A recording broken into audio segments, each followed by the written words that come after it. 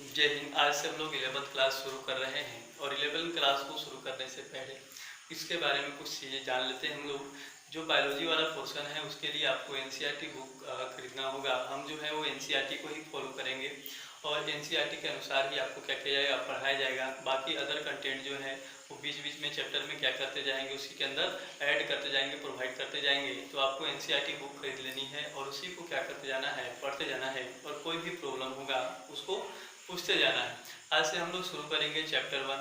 Chapter 1 जो है वो जीव जगत है। जीवों के बारे में इसमें हम लोग क्या करेंगे, जानकारी इकट्ठा करेंगे, उनके बारे में जानेंगे, उनके गुणों के बारे में जानेंगे, वो किस प्रकार से किसी भी पर्यावरण में होने वाले परिवर्तनों के अनुसार अनुक्रिया करते हैं। इन सभी चीज़ों के बारे में हम लोग क्या करेंगे, इस चैप्टर में समझेंगे। सबसे पहले अगर बात करें तो ये चैप्टर जो है तो पहला हेडिंग जो आएगा वो आपका आएगा सजीव। हम लोग पढ़े थे कि पृथ्वी पर दो तरह के, मुख्य रूप से दो प्रकार के कंपोनेंट पाए जाते हैं, संघटक पाए जाते हैं। पहला जो संघटक होता है वो आपका होता है जीवीय घटक, जिसको हम लोग बायोटिक कंपोनेंट कहते हैं, और दूसरा जो संघटक होता है वो होता है अजीवीय, जिसको एबायोटिक कंपोनेंट कहते हैं।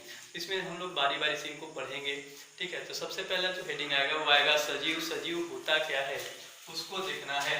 तो अगर हम लोग सजीव को बारे में बात करें, सजीव जो होता है उसको लिविंग थिंग्स कहते हैं। लिविंग थिंग्स, लिविंग थिंग्स क्या होते हैं, ये ऐसे जीव होते हैं, ऐसे पदार्थ होते हैं जिनमें चेतना होती है। चेतना का मतलब होता है जो बाहरी पर्यावरण में होने वाले परिवर्तनों को क्या करते हैं, अनुभव करते हैं। ऐसे जीवों को हम लोग क्या करते हैं, कहते हैं सजीव कहते हैं। और जो बाहरी पर्यावरण में होने वाले परिवर्तनों को ना ही अनुभव करते हैं और न ही उनके प्रति किसी भी प्रकार के प्रतिक्रिया देते हैं, ऐसे जीवों को हम लोग क्या कहते हैं, निर्जीव कहते हैं। तो यहाँ पर हम लोग बारी बारी से पढ़ना शुरू करेंगे। सबसे पहला हेडिंग जो आपको आएगा वो आएगा सजीव क्या होता है, सजीव किसे कहते हैं। इसमें लिखेंगे ऐसे पदार्थ, ऐसे पदार्थ या जीव, ऐसे पदार्थ या जीव जिनमें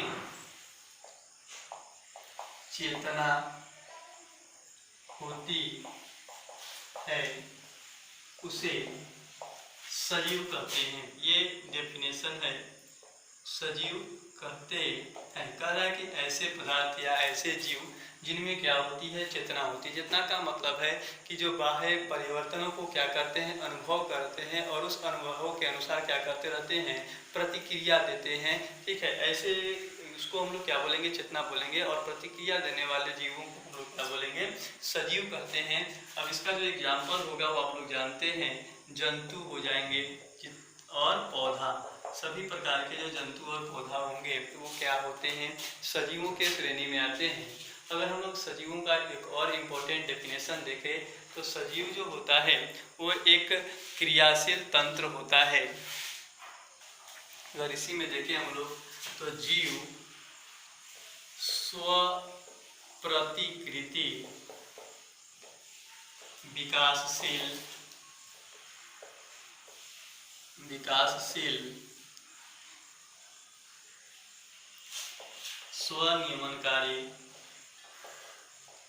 स्वनियमनकारी एवं पारस्परिक क्रियाशील तंत्र है जो बाह्य उद्दीपनों के अनुसार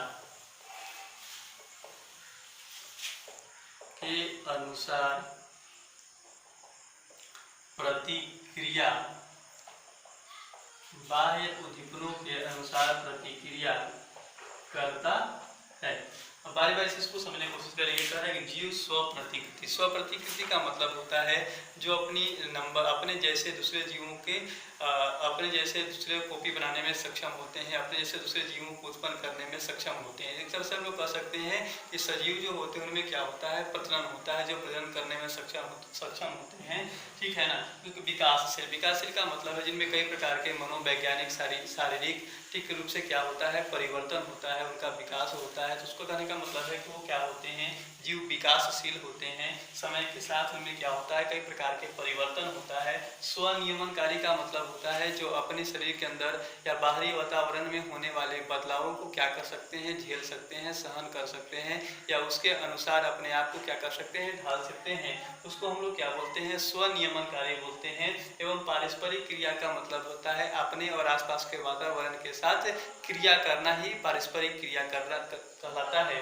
तो ये जीवों का विशेष गुण होता है। जीवों का गुण कौन सा, स्वप्रतिकृति का मतलब क्या होता है, अपने जैसे दूसरे जीवों को उत्पन्न करना, अपने जैसे दूसरे कॉपी बनाना, ठीक है।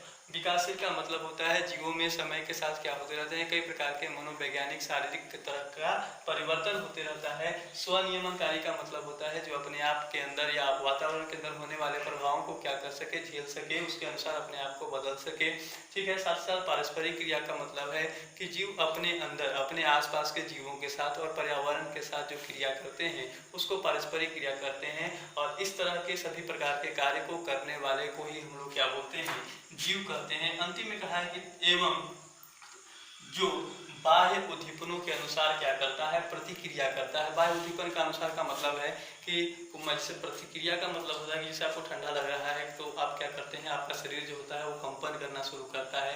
कोई चीज़ गर्म होता है तो उसके ऊपर से हाथ आप लोग क्या कर लेते हैं, हटा लेते हैं, ठीक है। तो ये जो हाथ हटा रहे हैं आप क्या कर रहे हैं, प्रतिक्रिया कर रहे हैं। और इस प्रकार के प्रतिक्रिया करने का जो गुण होता है जिसके अंदर मौजूद होता है उसी को हम लोग क्या कहते हैं, जीव या सजीव कहते हैं। तो सजीव का एक वास्तविक डेफिनेशन यहाँ पर है कि जीव स्व प्रतिकृति, विकासशील, स्वनियमनकारी एवं पारस्परिक क्रियाशील क्या है, तंत्र है जो बाह्य उद्दीपनों के अनुसार क्या करता है, प्रतिक्रिया करता है। इसके बाद अगर दूसरा देखें तो वो होता है निर्जीव। निर्जीव जिसको हम लोग नॉन लिविंग कहते हैं। निर्जीव नॉन लिविंग क्या होता है, अब ये ऐसे पदार्थ होते हैं जिनमें सजीवों में पाए जाने वाले गुण मौजूद नहीं होते हैं। अर्थात कहने का मतलब है, जैसे अभी बताया कि सजीव जो है वो अपना प्रतिकृति बनाते हैं। प्रतिकृति का मतलब होता है अपने से दूसरे जीवों को उत्पन्न करते हैं, लेकिन निर्जीवों के अंदर ये क्षमता नहीं होती है। निर्जीव जो होता है वो जहाँ पर मौजूद होता है उसी अवस्था में वहाँ पर जब तक उसको हटाया न जाए वहाँ पर क्या होगा, वो पड़ा रहेगा, ना तो वो किसी प्रकार का पारस्परिक क्रिया करता है। तो ये कौन होते हैं, निर्जीव होते हैं। इसमें लिखेंगे ऐसे पदार्थ जिनमें जीवों के गुण मौजूद नहीं होते हैं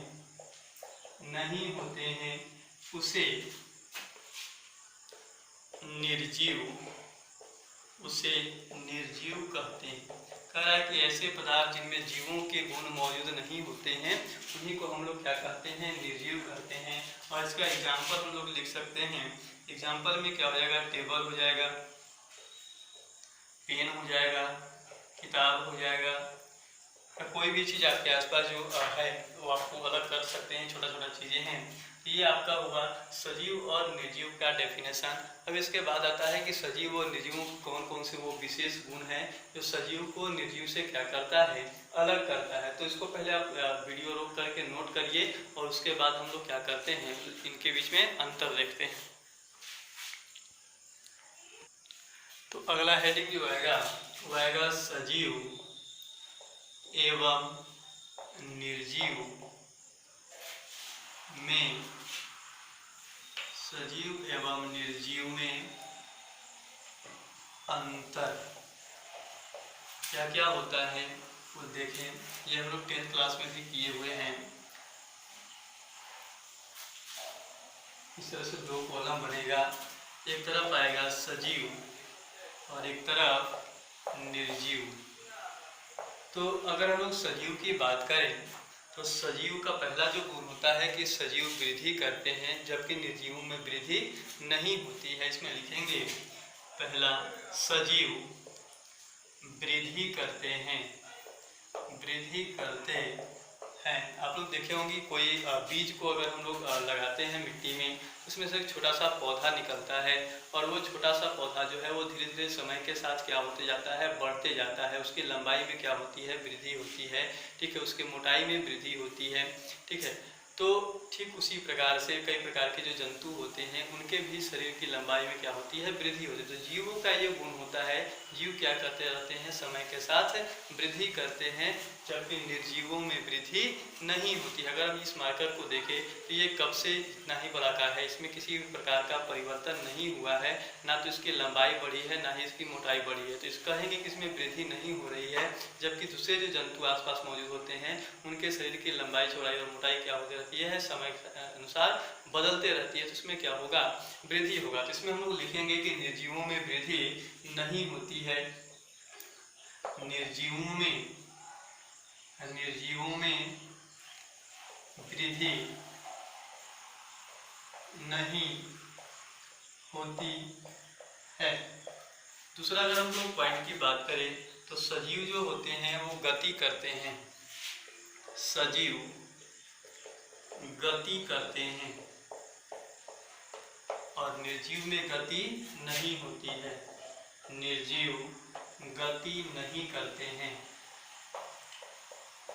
अब गति करते हैं का मतलब क्या होता है कि जैसे सीधा से बात है कि हम लोग सजीव हैं और हम लोग सजीव हैं तो हम लोग एक स्थान से दूसरे स्थान तक जाते हैं, या शरीर के कोई भी पार्ट जो होते हैं जैसे हाथ हो गया, पैर हो गया, उनको हम लोग क्या करते हैं, आसानी से मोड़ लेते हैं। जैसे हम बोल रहे हैं तो हमारा जो जबड़ा है वो क्या कर रहा है, ऊपर नीचे हिल रहा है, इसका मतलब वो क्या कर रहा है, गति कर रहा है। हमारे अंदर या पेड़ पौधे जो होते हैं उनके अंदर क्या होता है, गति होता है, ठीक है। लेकिन निर्जीवों में इस प्रकार की गति मौजूद नहीं होती है, वो जहाँ है वहीं पर वो क्या होते हैं, पड़े रहते हैं, ठीक है। इसके बाद अगर हम लोग नेक्स्ट पॉइंट की बात करें तो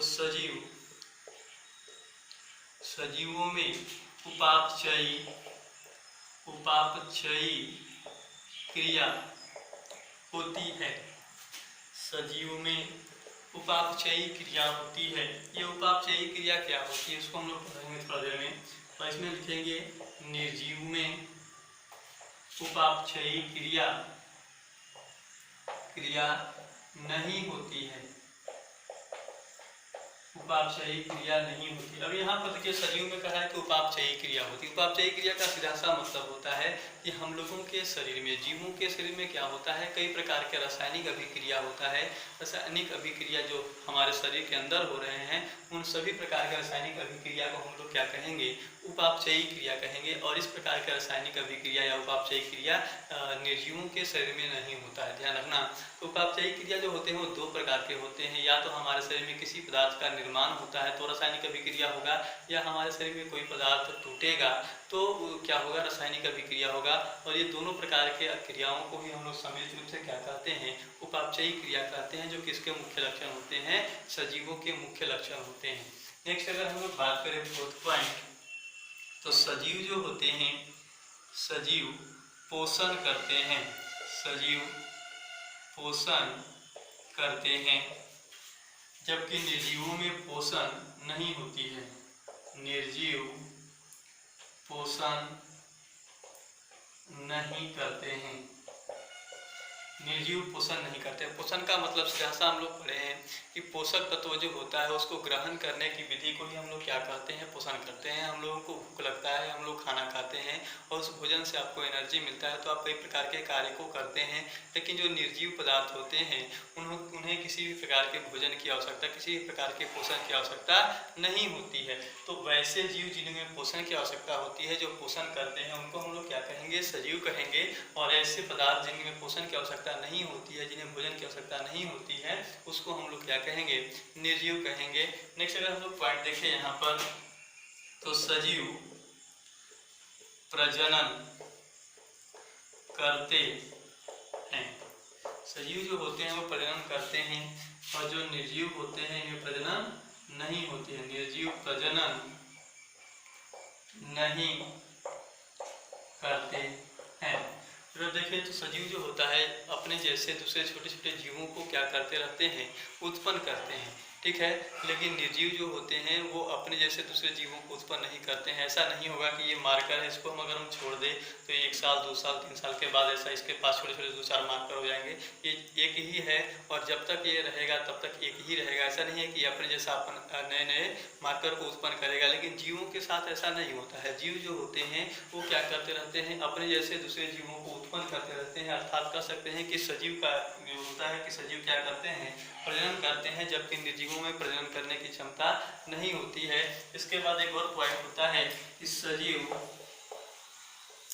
बाह्य उद्दीपन के अनुसार बाह्य उद्दीपनों के अनुसार प्रतिक्रिया करते हैं। और इसमें आएगा निर्जीव बाह्य उद्दीपनों के अनुसार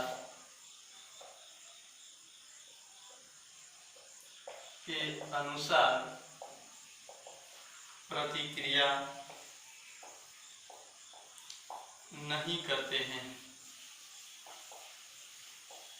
प्रतिक्रिया नहीं करते हैं। अब इसमें दो चीज है, एक पहला चीज है उद्दीपन और दूसरा है प्रतिक्रिया।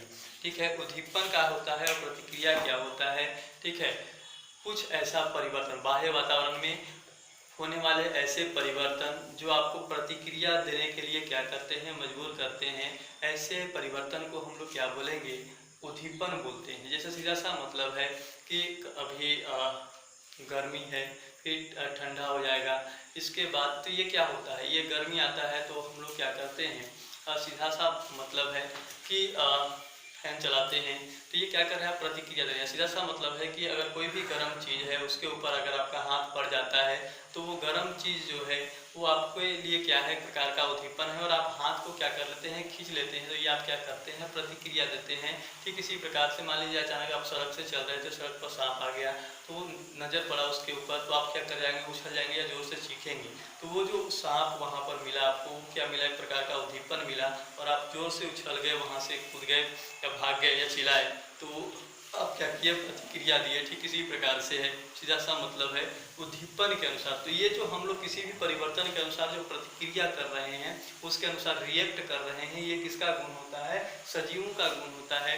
जबकि निर्जीव जो होते हैं वो किसी भी प्रकार के परिवर्तन के अनुसार रिएक्ट नहीं करते हैं, उनमें इस प्रकार की अनुक्रिया देने की, प्रतिक्रिया देने की क्षमता नहीं होती है। तो ये कुछ गुण था सजीव और निर्जीव के बीच, ये आप जानते भी थे। ठीक है, और जो नहीं जानते थे उनको हम बता दिए, जिसको आप क्या करिए, नोट कर लीजिए। इसके बाद आगे बढ़ते हैं।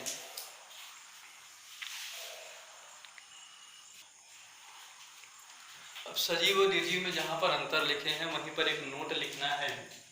ये नोट इम्पोर्टेंट है, उस पर लिखिए वृद्धि एवं प्रजनन, वृद्धि एवं प्रजनन सजीवों को पूर्ण रूप से परिभाषित नहीं करते हैं। कह रहा है कि दो अभी जो लक्षण बताया कि सजीव में वृद्धि होती है, सजीवों में प्रजनन होती है, ये ऐसे लक्षण हैं जो सजीवों को पूर्ण रूप से परिभाषित नहीं करते। सीधा सा समझने के लिए, जो वृद्धि होता है, वृद्धि का मतलब होता है ये नहीं, वृद्धि का मतलब होता है कि अगर भार में वृद्धि हो रहा है, कोशिकाओं की संख्या में वृद्धि हो रहा है, तो उसको भी हम लोग क्या कहेंगे, वृद्धि कहेंगे। तो अगर मान लीजिए किसी भी पदार्थ का, किसी भी जीव का लंबाई नहीं बढ़ रहा है और उसका सिर्फ क्या हो रहा है, वजन बढ़ रहा है, तो भी उसको क्या कहेंगे, उसमें क्या हो रही है, वृद्धि हो रही है। जैसे सीधा सा मतलब, तो जो वृद्धि जो होता है वो सजीवों में भी होता है, निर्जीवों में भी होता है। आप लोग सुने होंगे कि जो पहाड़ है, पर्वत है, ऊंचे ऊंचे जो पर्वत होते हैं उन पर हर साल बर्फबारी होती है और बर्फबारी होने से उनका जो हाइट होता है वो धीरे धीरे क्या हो जाता है, बढ़ जाता है। साथ ही साथ बर्फ की मात्रा बढ़ने से उनका जो वजन होता है वो उसमें भी क्या होती है, भार में भी क्या होती है, वृद्धि होती है। तो अर्थात हम लोग कह सकते हैं कि जो वृद्धि है वो निर्जीवों में भी होता है और सजीवों में भी होता है। ठीक है, इसीलिए वृद्धि जीवों को परिभाषित नहीं करता है। अब दूसरा जो लक्षण आता है वो प्रजनन आता है कि प्रजनन भाई जीवों को परिभाषित क्यों नहीं करता है। तो प्रजनन जो होते हैं वो जीवों का तो प्रमुख लक्षण होता है, लेकिन यह प्रजनन सभी जीवों में नहीं होता है। कुछ जीव ऐसे होते हैं जो जीव तो हैं लेकिन वो प्रजनन की क्रिया नहीं करते। प्रजनन का मतलब वही गुण सभी के अंदर, सभी को परिभाषित करेगा, सजीवों को परिभाषित करेगा, जो सभी प्रकार के सजीवों में क्या होता है, पाया जाता है। लेकिन प्रजनन का जो गुण है वो सभी प्रकार के सजीवों में पाए नहीं जाते हैं। अगर सीधा सा एग्जाम्पल देखें तो जो खच्चर होता है, खच्चर एक ऐसा जीव है जिसमें प्रजनन की क्रिया नहीं होती है, जो प्रजनन नहीं करता है। वो सजीव है लेकिन उसमें प्रजनन नहीं होती है। या किन्नर हम लोग जानते हैं, वो जो किन्नर होते हैं मनुष्य के जो प्रजाति होते हैं, फिर भी उनके अंदर प्रजनन की क्षमता है, वो जीवित हैं, सजीव हैं, लेकिन उनमें प्रजनन की क्रिया नहीं होती है। ठीक इसी प्रकार से जो स्टेराइल ह्यूमन कपल होते हैं, बांझ दंपति होते हैं, वो सजीव हैं लेकिन उनमें भी प्रजनन की क्रिया नहीं होती है। तो ये जो प्रजनन है वो सभी प्रकार के सजीवों में नहीं होता है। कुछ जीव ऐसे हैं जीव जो जीवित तो हैं, सजीव तो हैं, लेकिन प्रजनन नहीं करते हैं। और वृद्धि जो है वो सजीव और निर्जीव दोनों में होती है। ठीक है, इसीलिए ये वृद्धि और प्रजनन जो है वो सजीवों को पूर्ण रूप से परिभाषित नहीं करते हैं। इसके बाद नेक्स्ट अगर हम लोग टॉपिक देखें तो नेक्स्ट टॉपिक हम लोग अभी अंतर में देखे थे कि सजीव में क्या होती है, उपापचयी क्रिया होती है। अब ये उपापचयी क्रियाएं क्या होती है तो हेडिंग डालेंगे, सबको समझेंगे। उपापचयी क्रिया, उपापचयी क्रिया जो होता है उसको बोलते हैं मेटाबॉलिक रिएक्शन। मेटाबॉलिक रिएक्शन क्या होते हैं? जीव तंत्र में, जीवों के शरीर में होने वाले समस्त रासायनिक अभिक्रिया को हम लोग क्या बोलते हैं? उपापचयी क्रिया बोलते हैं। तो इसको लिखेंगे कि जीव तंत्र में होने वाले समस्त रासायनिक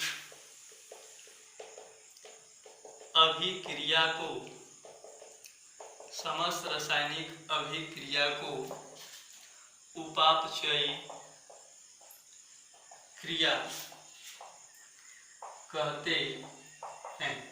अब समस्त रासायनिक अभिक्रिया में दो ही प्रकार के रासायनिक अभिक्रिया होते हैं, या तो कोई पदार्थ का निर्माण होगा या कोई पदार्थ क्या होगा, टूटेगा। तो इसके आधार पर उपापचयी क्रिया को दो भागों में बांटते हैं। एक होता है एनाबॉलिक। एनाबॉलिक जो होता है इसमें किसी भी पदार्थ का क्या होता है, संश्लेषण होता है।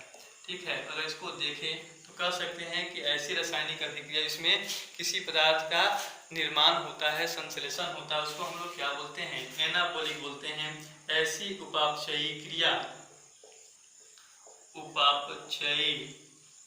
क्रिया जिसमें किसी पदार्थ का संश्लेषण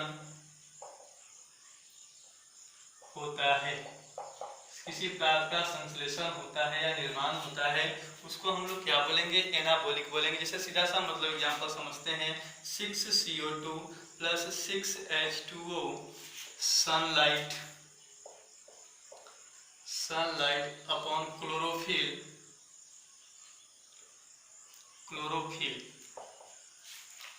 क्या बनता है, C6H12O6 + 6O2। ये जो है अगर आप इस रिएक्शन को पहचानते हैं तो ये आपका प्रकाश संश्लेषण का रिएक्शन है, जहां पर कार्बन डाइऑक्साइड और जल का प्रयोग करके सनलाइट और क्लोरोफिल के उपस्थिति में किसका निर्माण हो रहा है, ग्लूकोज का निर्माण हो रहा है और ऑक्सीजन गैस मुक्त हो रहा है। तो यहाँ पर इस रिएक्शन में अगर देखा जाए तो कार्बन डाइऑक्साइड और जल को जोड़ करके या उनसे अभिक्रिया करा करके किसका निर्माण किया जा रहा है, ग्लूकोज का निर्माण किया जा रहा है। ये ग्लूकोज है, तो यहाँ पर ग्लूकोज का क्या हो रहा है, निर्माण हो रहा है, एक नए पदार्थ का निर्माण हो रहा है। और जब नए पदार्थ का संश्लेषण होता है तो ऐसे रासायनिक अभिक्रिया को हम लोग क्या बोलेंगे, एनाबॉलिक कहेंगे। अर्थात कहने का मतलब ये जो रासायनिक अभिक्रिया है वो कैसा है, एनाबॉलिक है। ठीक इसी प्रकार से अगर हम लोग देखें तो हाइड्रोजन जो है H2 + ½ O2, ये हाइड्रोजन है, ये ऑक्सीजन है, और हाइड्रोजन और ऑक्सीजन को जब जोड़ते हैं तो बनता है H2O, और इस H2O को हम लोग क्या कहते हैं, जल कहते हैं। यहाँ पर जल का निर्माण हो रहा है, हाइड्रोजन और ऑक्सीजन को जोड़ करके क्या बनाया जा रहा है, जल बनाया जा रहा है। तो ये रासायनिक अभिक्रिया जो होगा ये भी कैसा रासायनिक अभिक्रिया है, एनाबॉलिक अभिक्रिया। तो एनाबॉलिक का सीधा सा मतलब है जब ऐसे रासायनिक अभिक्रिया जिसमें किसी भी पदार्थ का क्या होता है, निर्माण होता है, ऐसे रासायनिक अभिक्रिया को हम लोग क्या कहेंगे, एनाबॉलिक कहेंगे। तो इसको आप क्या करिए, नोट करिए। इसके बाद एक और देखते हैं, कैटाबॉलिक।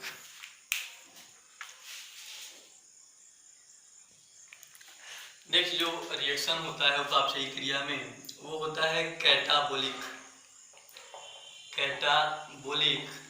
कैटाबॉलिक का मतलब होता है विखंडन। इसमें किसी भी पदार्थ का क्या होगा, विखंडन होगा।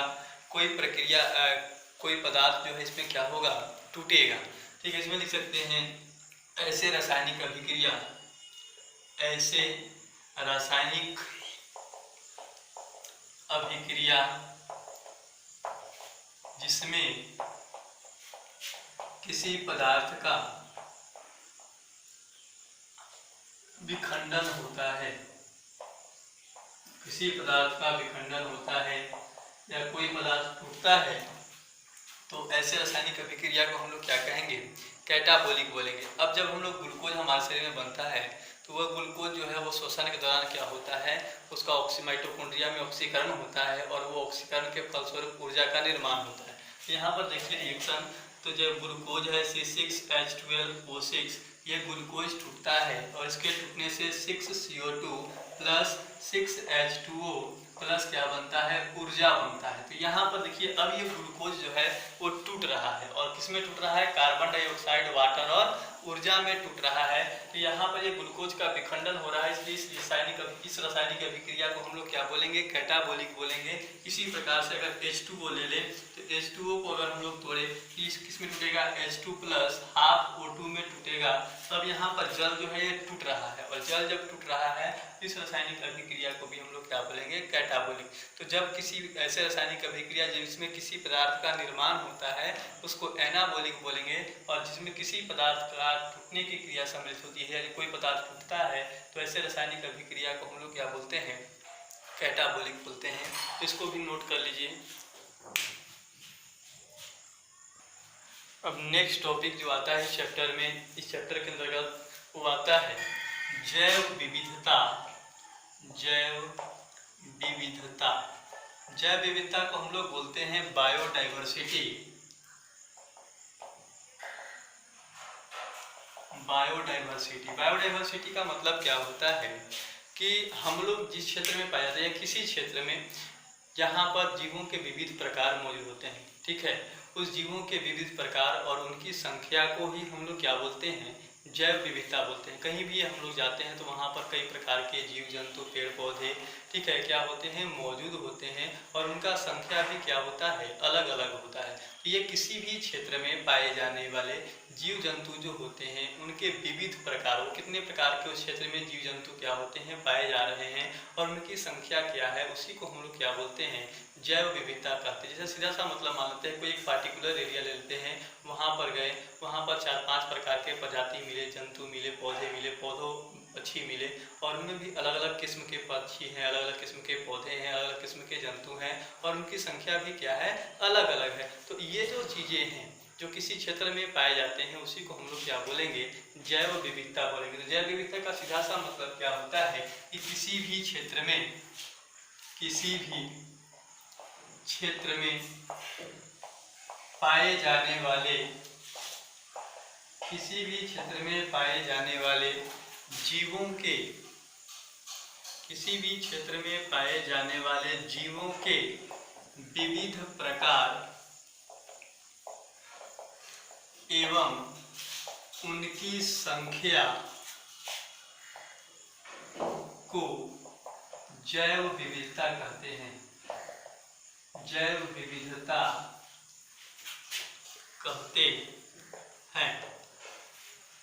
किसी भी क्षेत्र में पाए जाने वाले जीवों की विविध प्रकार एवं उनकी संख्या को हम लोग क्या कहते हैं? जैव विविधता कहते हैं। अब अगर हम लोग बात करें कि पृथ्वी पर जैव विविधता क्या है, उनकी संख्या कितनी है, तो अगर हम लोग देखें तो इस पृथ्वी के ऊपर लगभग 300 लाख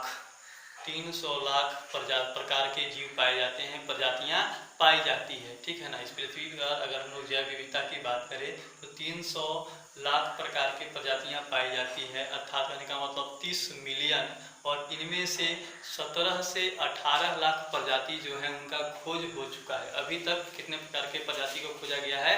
17 से 18 लाख प्रकार के प्रजाति को खोजा गया है।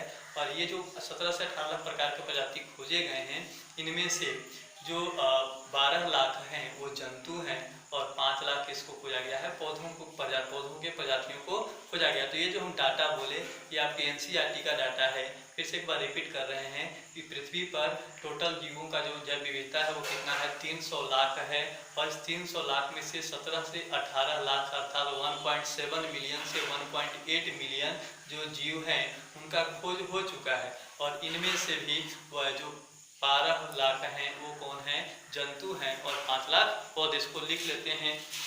क्या होता है यहाँ पर, लिखेंगे यहाँ पर पृथ्वी पर 300 लाख, 300 लाख का मतलब होता है 30 मिलियन प्रकार के प्रजाति पाए जाते हैं, जिनमें से 17 से 18 लाख अर्थात 1.7 मिलियन से 1.8 मिलियन की खोज की जा चुकी है या खोज हुई है या ज्ञात है।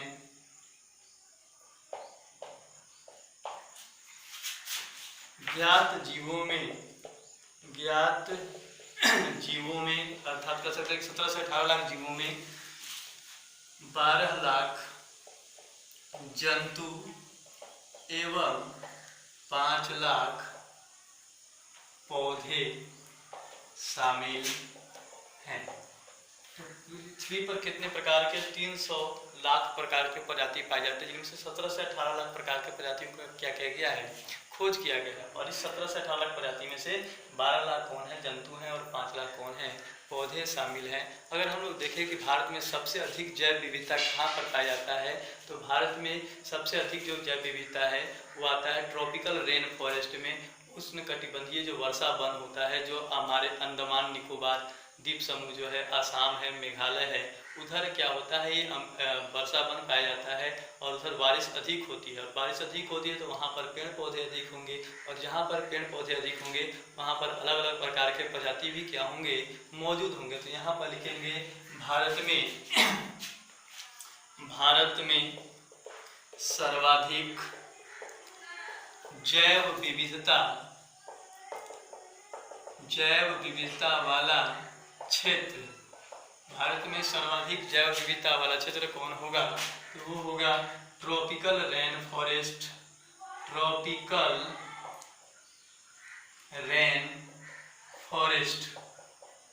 और ये ट्रॉपिकल रेन फॉरेस्ट कहाँ पर आपको मिलेगा, अंडमान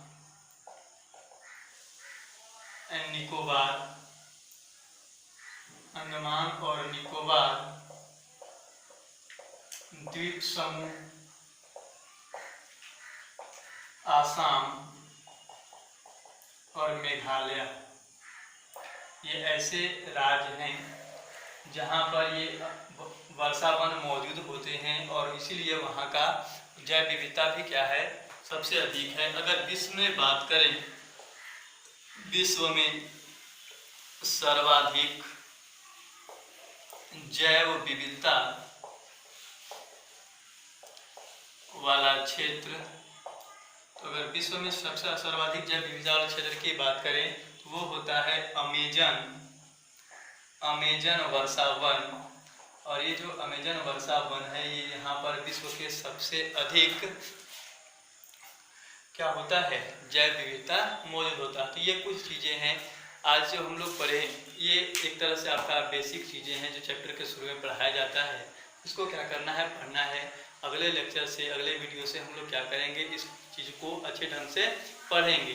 कोशिश करिएगा आप लोग NCERT को खरीद लें और उसको पढ़ते जाएं, किताब पढ़ते रहिएगा साथ में, तो आपको क्या होगा, फायदा होगा। और जो चीज़ समझ में ना आए उसको आप क्या करिए, कमेंट बॉक्स में लिख दीजिए, हम उसको बताने का क्या करेंगे, कोशिश करेंगे। तो आज के लिए इतना ही, बाकी विशेष अगले क्लास में। धन्यवाद।